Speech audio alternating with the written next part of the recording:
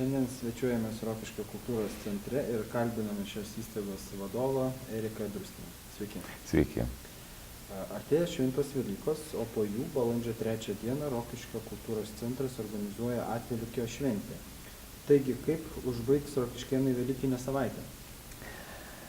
Pabaigs labai gražių renginių Atvelykio šventę. Ir aš labai džiaugiuosi, kad kultūros centras pirmą kartą kartu su Švento Mato bažnyčios bendruomenė, globojant mūsų klebonui Eimučiui Novikui ir Rokiškio rajono merui Antanui Vagoniui, daro kartu renginį. Ir kviečia visus žmonės po mišių, kurios vyks 12 valandą bažnyčioje, susiburti prie Rokiškio kultūros centro aikštėje, kur visų laukia graži Atvelykio agapė.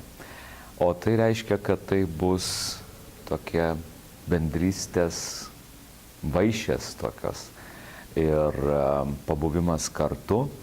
Klebonas palaimins stalą, visus susirinkusius ir pakvies būti mūsų bendrystėje, pakvies pabūti kartu. Ir šis renginys ir yra skirtas, kad mes atrastumėme vieni kitus, palinkėtumėm vieni kitiems gražiausio džiaugsmo, Velykų stebuklo, kuris tęsis iki Atvelykio ir žinoma su gražiais metais, nes tai visų pirma pabudimo šventė, tai yra pavasario šventė, kada mes galime permastyti savo vertybės ir nustoti tik kalbėti apie vienybę, apie buvimą kartu, o realiais darbais tai padaryti.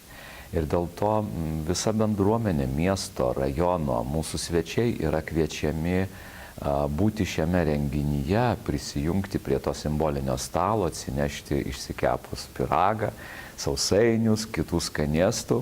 Ir netgi sutarėm su klebonu, kad ir aš asmeniškai iškepsiu pyragą ir iš mamos gausiu receptą.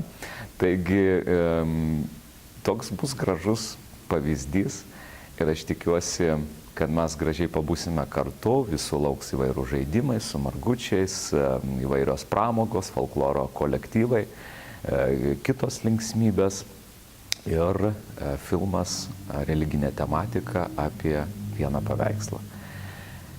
Ir tikiuosi, kad tai bus tokia labai graži mūsų nauja pradžia.